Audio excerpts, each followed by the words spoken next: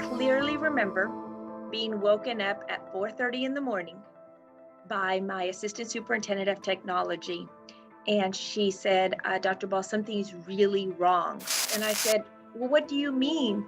And she said, we were attacked by ransomware. Judson ISD Superintendent Jeanette Ball said the phone call was her first inkling of trouble.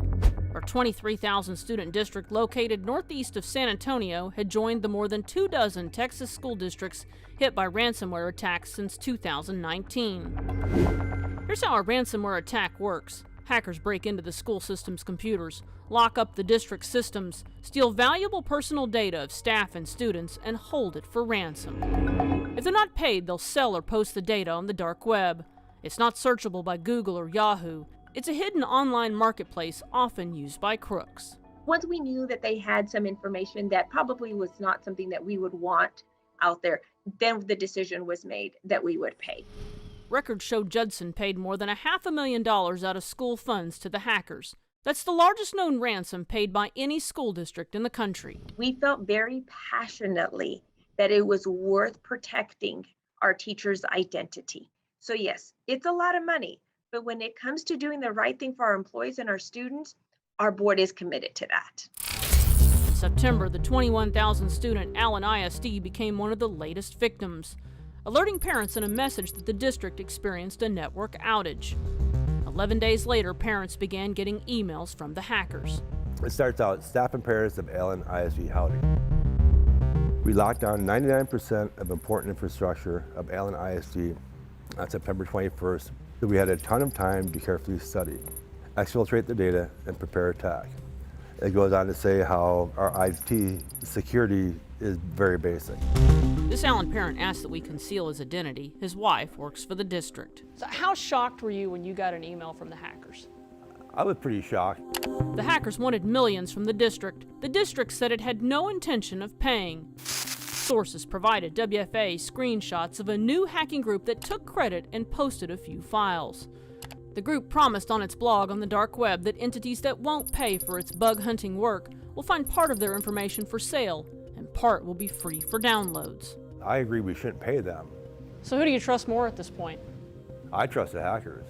I know more from the hackers than I know from the ISD. Do you think your kids' information has been compromised? I think it has been. I know it has been. He believes the hackers got his email address by accessing his son's school district profile. District officials declined to speak on camera to WFA. In a statement, they said they know some private staff data was obtained, but have not seen any evidence that student or parent private information was involved. By law, districts must notify parents if student information may have been stolen. But there is no rule that they have to tell employees. State Representative Giovanni Capriglione tried to outlaw ransom payments by local and state governments. I mean, let's just be frank, you're giving money to criminals, right? He says he got a lot of pushback because local officials wanted the discretion to pay to get their data back. That proposal never made it out of committee. I would say to any superintendent, just because you have your stuff back doesn't mean it's not on a cloud server somewhere else. Currently, there is no legal requirement that government agencies publicly report ransom payments. In fact, we found one state educational agency serving San Antonio area school districts that never reported publicly that it had been hacked or paid a ransom. Education Service Center Region 20 confirmed its insurance company paid their $600,000 ransom. At a minimum, people should know who and how much and why. Officials said the threat of hacking has triggered a number of school districts to purchase insurance to deal with cybersecurity breaches and cover ransom costs. Hackers hack systems for one purpose, and that's monetary gain. Martin Yarborough is a local cybersecurity expert who works with school districts. He says hackers typically break into networks through email scams. It's as simple as clicking on a link in an email that really looks legitimate. Schools can't safeguard against that, except possibly from just removing everyone from email. Lancaster ISD, which has about 7,000 students, also acknowledged they were hacked in June. Sources provided WFA screenshots from the hacking group.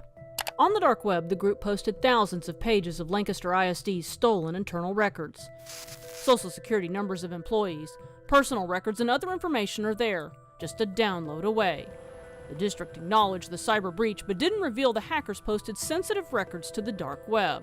Common courtesy should dictate that they inform an employee of what data has been confiscated. Specifically. I believe it's probably, in my opinion, yes, so that they can take the appropriate action. On its site, the group posted a log of what it said was its communications with district officials. The hacker is asked, "Why did you already publish our data on your site? We are still trying to figure out what to do, and we're working on how much we could possibly pay." The response? You need to pay or we continue publishing data. The district did not pay, and the group kept posting Lancaster's files. Lancaster officials declined to comment. Keep in mind, school districts are victims in this too. But cyber experts say districts are still not being transparent enough with parents, students, and employees. Ball was the only superintendent who would talk about the nightmare her San Antonio area district went through. Imagine trying to run a school district. We had no phones, so we couldn't call each other to tell people what was going on. The hacker stole not only data but disabled much of her district's electronics. These badges to go into the door. Okay, well, that didn't work either. Because it's electronic. Exactly. The $500,000 ransom Judson paid left a big hole in the district's budget. $500,000 can cover a whole lot of stuff. It's a lot of things that, we have planned to do that now we're going to have to try to find to do differently. Her advice to other superintendents: get ready. I would definitely tell them to upgrade their systems. So I think that one of those things we always leave it, okay, we'll do that next year. We'll get that, upgrade that later. I would say, no, do it now. In Dallas, I'm Tanya Iser.